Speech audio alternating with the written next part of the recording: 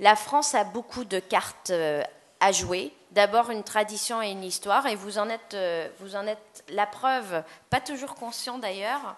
Le monde des ingénieurs dans le secteur du numérique n'a jamais été aussi important.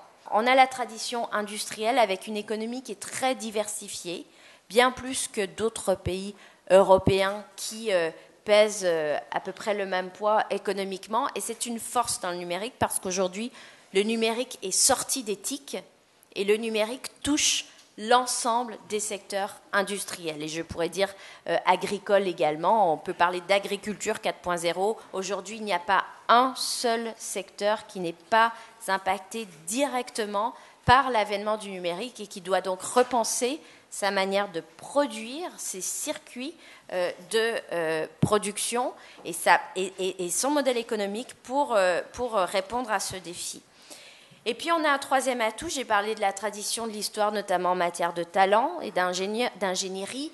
J'ai parlé de la diversité de l'économie et de ses industries. On a nos territoires, avec là aussi une diversité et une spécialisation de plus en plus accrue, des pôles de compétitivité partout, des écoles d'ingénieurs partout également, et un potentiel de développement numérique qu'on voit partout. Alors, à Grenoble, j'ai vu les meilleures startups dans les objets connectés en lien avec les sports de l'extrême. C'est pas un hasard.